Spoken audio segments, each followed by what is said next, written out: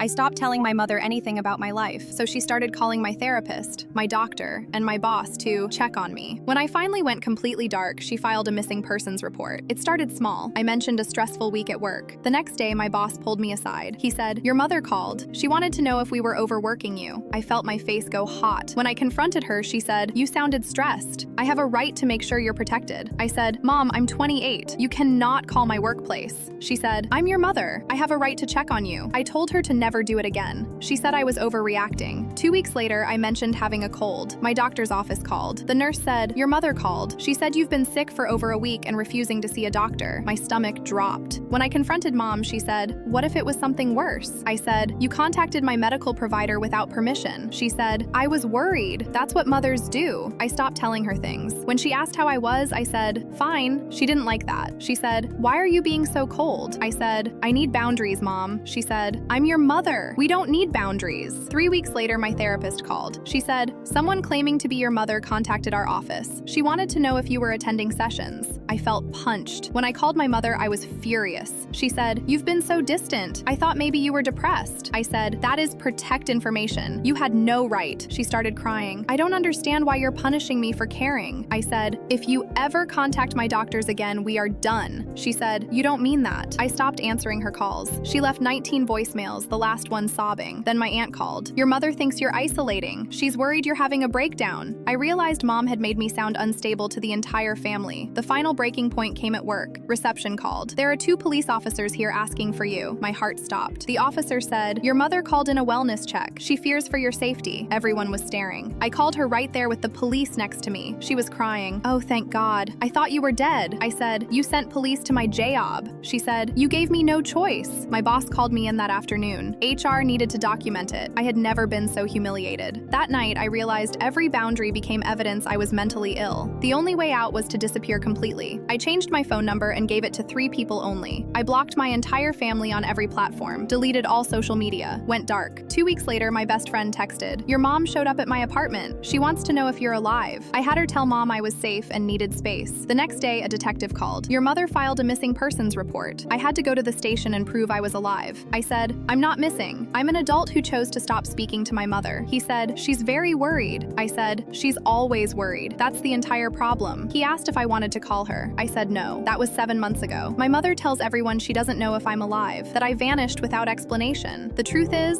I gave her 1,000 explanations. I just stopped waiting for her to hear them. She wanted to know everything. Now she knows nothing, and for the first time in my life, I can breathe.